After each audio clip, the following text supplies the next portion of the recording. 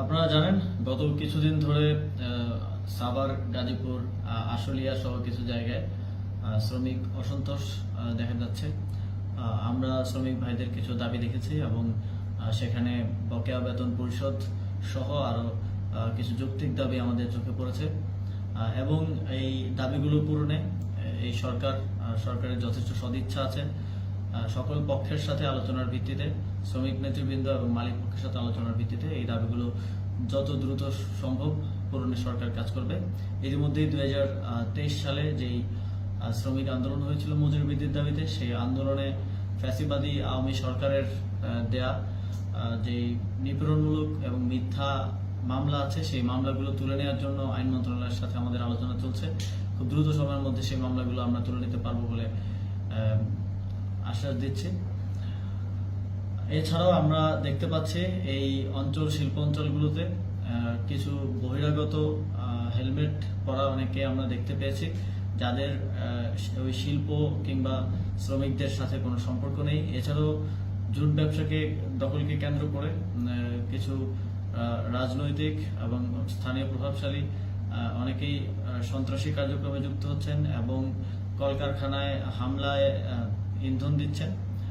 আমরা বিশ্বাস করি যে আমাদের শ্রমিকরা কখনোই তাদের জীবিকার যেই মাধ্যম, যেই কারখানায় কাজ করে তারা জীবিকা অর্জন করে, সেখানে হামলা করবে না। সেখানে বহিরাগতরা হামলা করছে। সরকার তাদের বিষয়ে কঠোর পদক্ষেপ নেবে। যারা এই ধরনের ঘটনা ঘটাচ্ছে, বাংলাদেশের শিল্পাঞ্চলকে অস্থির করে তুলছে, বাংলাদেশের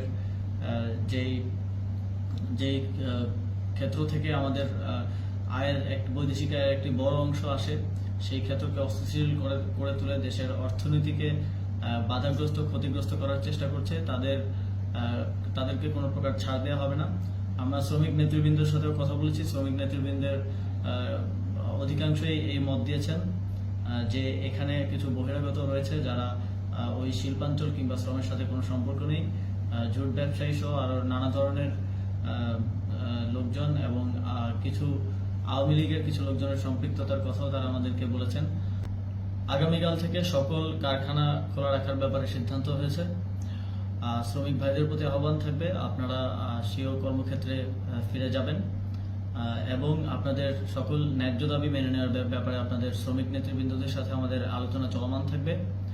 তবে বহিরাগত এবং শ্রমিকদের সাথে কোনো সম্পর্ক নেই জুট ব্যবসাকে কেন্দ্র করে সেখানে কোনো প্রকার উশৃঙ্খল পরিস্থিতি, হামলা, জ্বালাও পোড়ানোর চেষ্টা করা হলে তাদের ব্যাপারে কঠোর ব্যবস্থা নেওয়া হবে। শ্রমিকদের প্রতি আহ্বান থাকবে, আপনারা এদেশের চালিকা শক্তি, আপনারা আপনাদের যে ন্যায্য দাবিগুলো আছে সেগুলোর পক্ষে ইতিপূর্বেও আমরা ছাত্ররা কাজ করেছি। আমরা ঢাকা বিশ্ববিদ্যালয়ে আপনাদের সকল ন্যায্য দাবির পক্ষে সংহতি জানিয়ে প্রতিবাদ করেছি। এখন যেহেতু আমরা সরকারে আছি এবং শ্রম কর্মসংস্থান মন্ত্রণালয়ের দায়িত্বে আছি, অবশ্যই আপনাদের স্বার্থ রক্ষা করে আমার টপ প্রায়োরিটি হবে।